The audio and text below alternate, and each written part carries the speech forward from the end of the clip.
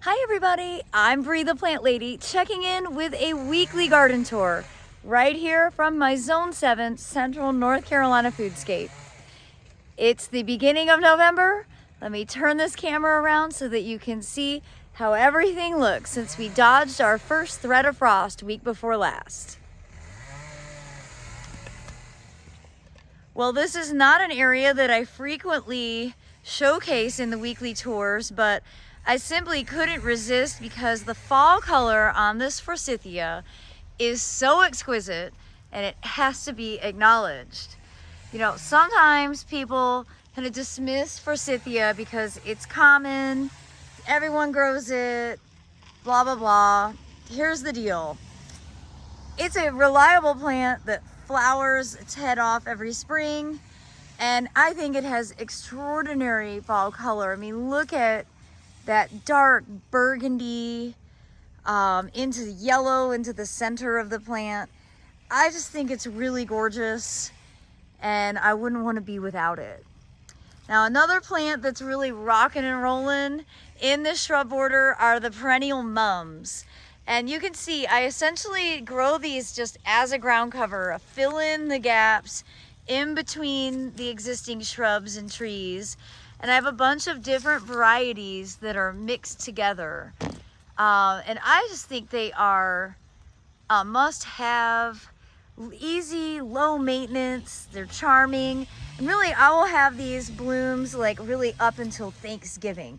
So they're just getting started at this stage. And it's a great 4 weeks of, I think, a really wonderful flower display.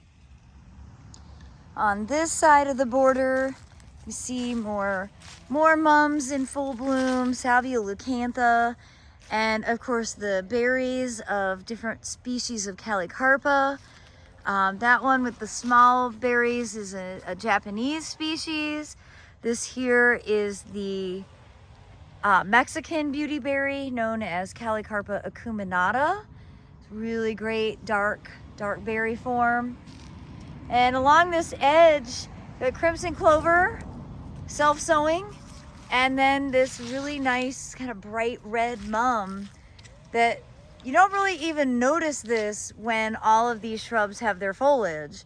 But now that we are in the deciduous phase, you know, the understory actually starts to, well, show up. And I just think that mums are the most logical plant to use as a fill-in-the-gap living mulch.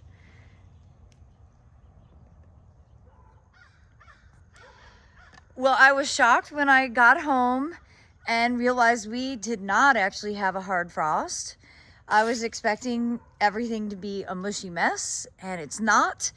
I feel like I stole part of the season now, and I have therefore been basically paralyzed and have not done any of the garden maintenance that I really should have done. This is top on my list. I want to have this bed cleared out.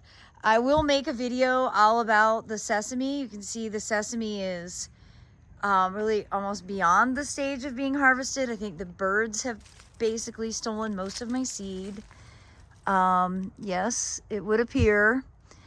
But I'm going to try to collect what I can. This is what happens when you travel for 2 weeks in the middle of the growing season. Not great timing. I will be traveling again for 2 weeks next year, actually for 15 days, the whole last half of October. And it is just going to completely throw my gardening tasks off. And I'm like psychologically preparing for it now a year in advance.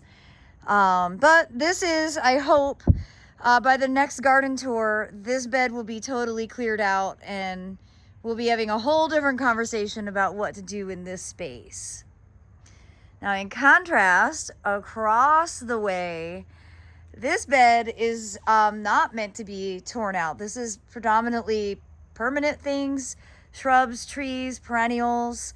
The only thing I'll change out is really the pot up there. And I'll probably get some violas and things planted just to make this front of the border kind of extra pretty. You can see these zinnias are definitely on their way out, but again, I'm not going to preemptively pull them. I'm going to wait until we have a hard frost. I am enjoying the flowers more and more for cut flower arrangements. This is the Queenie Lime Red, and it really is an extraordinary plant. I mean, obviously not mildew free, and it's got the black spots, but overall, totally worth growing. I highly recommend the Queenie Lime series. Now here is a plant that will be featured for my top November varieties. This is Lindera angustifolia, or maybe it's Lindera salicifolia, variety angustifolia, I don't know. I think there's been some name changes on it. But this will really have its full, incredible leaf coloration in a couple of weeks. It's a little early now, and it'll just get more and more outrageously beautiful as the month progresses. So stay tuned for updates on that plant. This is actually the Japanese variety, but there are native Lindera that I am including in the big new natives garden next door that I hope to break ground on in the next 10 days. Oh my gosh.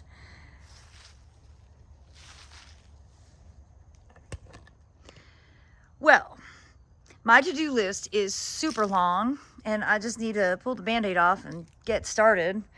Top priority, getting the wall replanted for the cool season. Yes. I've got a whole bunch of violas to get planted.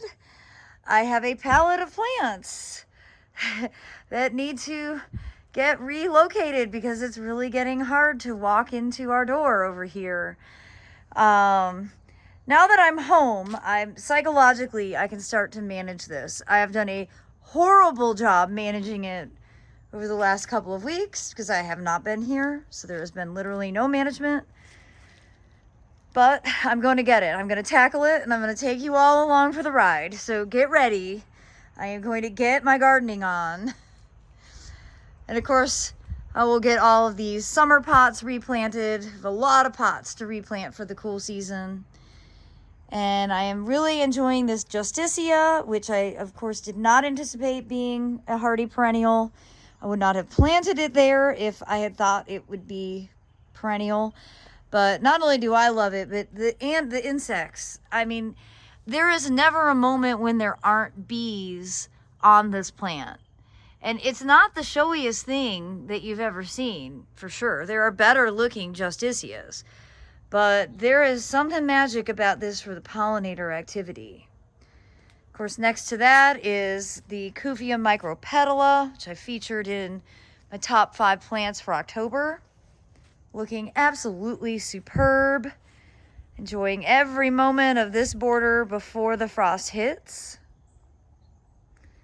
And as I pan across the back, I am just so happy that I do get to enjoy this kind of these late summer vignettes, because it could be that all of this was, frost damaged, and it's not.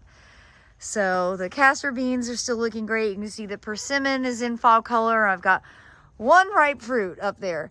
I started with like 20, but I let this bed get too dry and most of the fruit dropped off. So I have one fruit.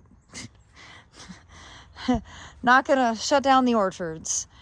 The grains that I sowed a few weeks ago are doing great. The deer are nibbling them. As you can see, they are basically just trimming them down, but they will just continue to grow. So it really doesn't even matter that the deer are browsing them. And I wanted to also show you the fava beans. So the fava beans are doing great. And like I suspected, cold isn't the problem. Heat is a bigger issue for these than cold. I still think that probably early March, late February, early March is probably the better time to sow these, because I think if we do get into teens, I think they will melt. And I don't have any flowers yet on them. But it's a really great, I think it's a great experiment to see the ideal timing for fava beans in zone 7. I have lots of limes that need to get harvested. I mostly just squeeze these and then I freeze the juice so that we can use them for mojitos. And over here I've got a fabulous native witch hazel in full bloom. It smells so amazing. Now, this does have a label. I can't remember off the top of my head. Sunburst, no. Sun Glow. Hemamalus virginiano Sun Glow. And that will get planted in a prime spot next door. And then all the foodscaping pots that I did for the online class are doing really well. Everything that's an herb pot, and obviously these are all salad greens. I need to go ahead and start harvesting from this. The direct seeded kale looks fabulous. And then this one here, the mixed foodscape planter, you can see the barley is pushing up, and this is why I recommend not covering your grains very deeply, because you then have to, like, you know, shake the soil off. But that's going to be a really great backdrop, and that planter looks super good. I'll tell you what, the mosquitoes are out in full force. You would think that this is like Minnesota in July. It's horrible. And I am covered in bug spray. At this border, you can see this cuvia did get nipped back a little bit from the frost, but still lots of blooms. And remember, this was self-sower. This, I did not plant this year. I planted this a few years ago, and then it just started to seed on its own. And there's all kinds of frogs that jump into that pond. Lots of basil still. We're still using basil on a nightly basis, which is awesome. The Queenie Lime Orange, OMG. What else is there to say? It's just the most spectacular zinnia I've ever grown, and absolutely everyone should grow it. There it is. There you have it. It's only now starting to get powdery mildew, which, who can even be offended by that when you've got flowers that are this beautiful? And so many flower buds to come. And it shows you lots of plants prefer not summer temperatures. Milder, like what we're having now. This is just like the magic weather. Another exceptionally pretty spot is right here with these direct seeded marigolds. And these were seeded on July 15th. And now here they are blooming with some zinnias and some celosia. Looking awesome. I just love marigolds. And I like these big tall ones that haven't been hit with growth regulators. Not everything needs to look like a basketball, in my opinion. And marigolds fall into that category. As we walk through here, this osmanthus, this is Jim Porter, which is a hybrid species. You can see it is blooming. I cut this back super hard because, well, it's in a really dumb spot. I originally planted it here. There was not a walkway. So, you know, that's sometimes how it works. But I also wanted to show you all of this larkspur that is self-sown. So I've not sown any cool season seeds yet in the ground. It's too early, but you can see the ones that have self-sown are already starting to grow and establish. And so this is what larkspur looks like, but mixed in, there's some bad stuff. So there is a lamium that you don't want. It's much easier to pull out at this stage. And here is a native geranium that is a weed, in my opinion. This is the Carolina geranium. And again, much easier to pull out when it's at this stage versus allowing it to get larger. So I'll definitely be spending some quality time on my hands and knees, kind of combing through these borders and cleaning everything up. And I'm really pleased to see such great self-germination of this larkspur. So I was looking out my kitchen window and I could not figure out what the white was that is blooming here. Y'all, it's a hydrangea. The stupid hydrangeas didn't flower at all this summer, but now they're blooming. Isn't that the craziest thing ever?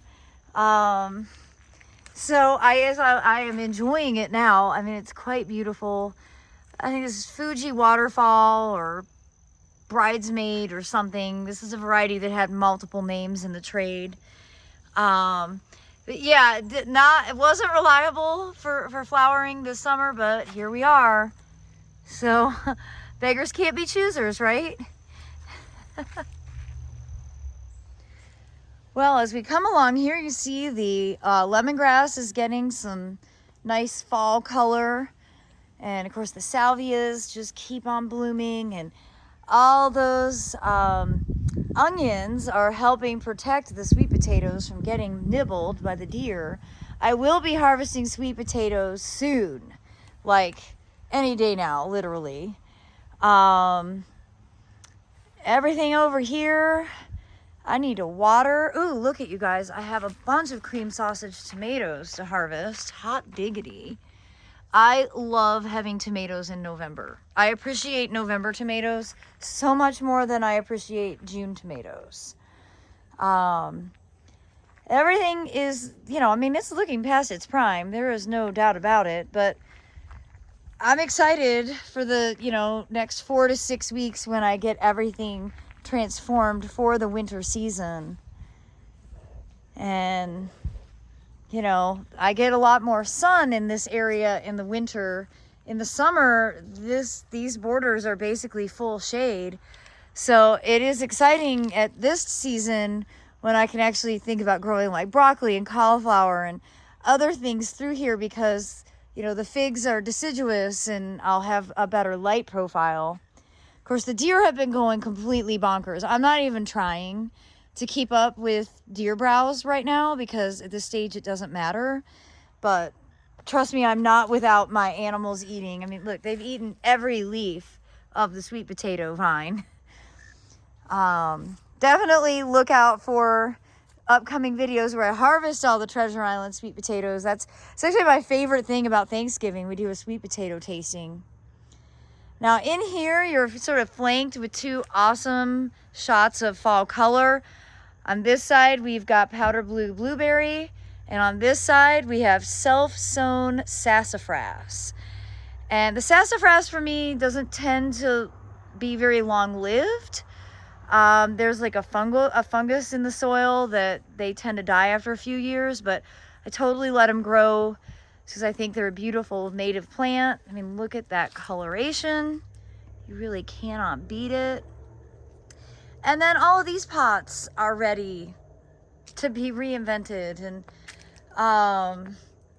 yeah, I just have to make the time to come out and do it. I still have a number of presentations that I'm giving in the next couple of weeks, but I hope by tomorrow I'll be out here doing some how-to videos and actually getting some real things accomplished, because I could use some instant gratification in my life right now. And the feed tank bed, you can see that barley that Abby and I sowed a few weeks ago is up and growing. I have got to clean the pool out. All the crimson clover that we sowed is completely filling in. You see beautiful lettuces. Of course, we did, patchwork of like cauliflower and cabbage and beets. None of those things are really looking that great. But as I said in the video that we made when we were cleaning this bed out, it kind of doesn't matter. Like, now that I have a whole bunch of violas, I can just sort of fill in the gaps with those, knowing that they will be beautiful for the whole winter. And again, across the back here, I'm not going to do anything to these borders until we have a hard frost. Here, of course, is the Salvia elegans aria, the pineapple sage, and I just don't see any point in preemptively ripping stuff out. It'll melt with frost. It'll be easier to clean up then. So we're getting tons and tons of peppers still. So I'm just going to ride it out, and when we get frost, we get frost. Of course, the brugmansia is in, just look at how many buds there are. I mean, it's just, they love short days. So it's just covered in flower buds, and a whole bunch are open, and they get so fragrant at night. You come out here like just after dark, and it's the most incredible perfume. It's definitely getting to be time to start thinking about like replanting my succulent table and just getting these things potted and then stashed into my heated shed, or stashed just out here on the brick patio so that you know, they can still enjoy the sunlight before we get cold. This is a really easy project. I think I'm going to try and tackle this tomorrow morning just so I can have like one thing done off my checklist. And because I have so many beautiful violas, usually I do this as a seeded like mix of lettuce and kale and arugula. But this year I've decided I'm going to do it as a mass viola planting, just so it is colorful and beautiful all winter long. And making our way around to the north side, you can see the Chapel Hill Gold Lantana doing its thing, and lots of Eschscholzia, the California poppy, made it through the summer and is ready for the next season. I love this tiny little fake mum. I don't remember what its real name is right now, but I got this from the J.C. Ralston Arboretum, and it's definitely one of my favorite plants to use in floating arrangements, which I will be making some videos about in the next couple of days. I think I just love mums because they are so low maintenance and they fill in the gaps, and then you get these awesome flowers. And I mean, who couldn't love a sweet little thing like that? And along the north side, not a lot going on here, but the Acer Japonicum aconitifolium always has exceptional fall color, and this is no exception. You see that really remarkable bright red. The Maple Society is actually meeting here in Raleigh right now. I'm missing the meeting because I've been at a meeting for 2 weeks, and I can't handle another one. And over here we have a really awesome osmanthus whose name escapes me because it's a Japanese word. But I saw this at the Atlanta Botanic Garden in Gainesville, and they had a really large-ish specimen. It grows relatively slowly, you know, maybe an inch or two a year.